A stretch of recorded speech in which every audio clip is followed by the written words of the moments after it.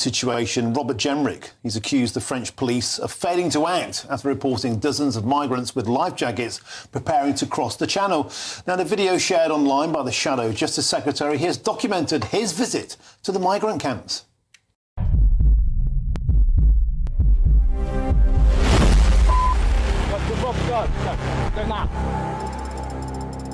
I've just spent 48 hours in northern France. I wanted to see what's going on up close. We've been in and around this beach now for a couple of hours and we haven't seen any police present. Zero, zilch. It's just after 4 o'clock in the morning.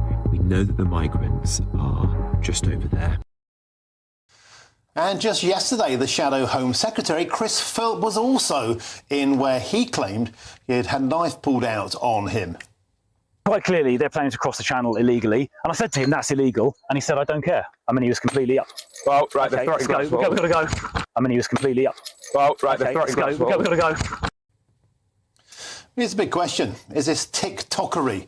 Nothing but performative Tory stunts. Back to you, Mark White. First, I've got to say, you know, this kind of chicanery started where Nigel Farage was out in the Channel during lockdown, bringing much-needed attention to the small boats crisis. But these guys were in power for 4 years. They didn't do anything about it then. Why should we take their TikTok videos seriously now? Yeah, I think you're right to mention Nigel Farage there, because it is an issue that he has been, when it was not at all popular to talk about this issue, he raised it, he continued to raise it, and he continues to raise it now.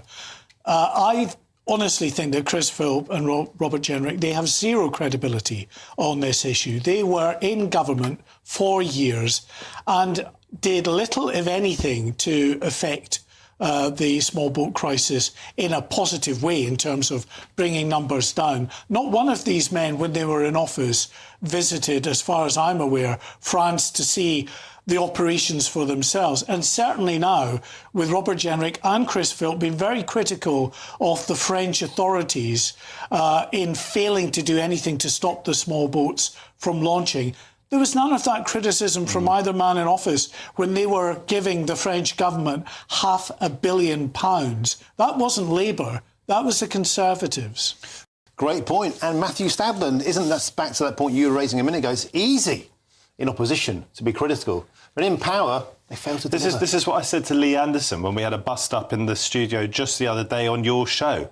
If he were Home Secretary, heaven forbid, one day, you, Martin Daubney, would be getting stuck into Lee Anderson and his friends, because I very seriously doubt they would be able to do anything more than what is happening at the moment in the real world when they are in power. I've experienced this. When the Tories were in, I would criticise them robustly, politely, month after month.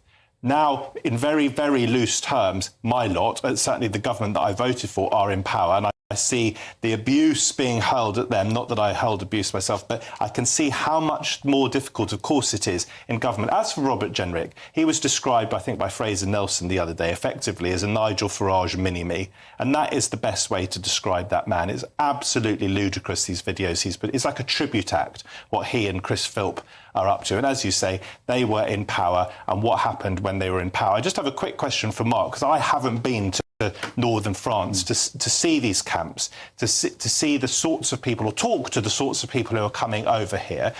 I've stood up very strongly against the hate that has been directed at migrant hotels, at asylum hotels. I think it's terrible. I think it's a sickness to be demonstrating there. Oppose government policy, try and change government policy. Don't demonstrate outside hotels where there will be lots of decent people and indeed vulnerable people. But I want to know from you, having been to northern France, what are the sorts of people that you're meeting? If you've met people, what are they like? And do some of them, in your opinion, represent a threat?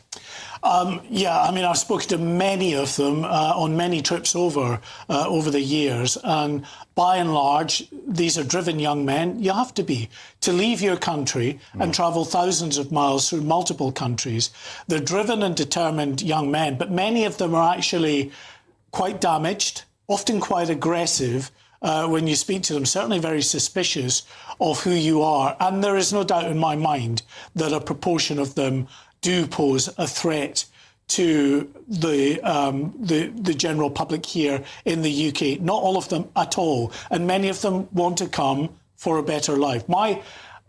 sort of overall impression of most of the people I speak to are very few that I would categorise as a refugee. Most I would categorise as people who are leaving behind wretched conditions, dysfunctional governments that want to better their lives.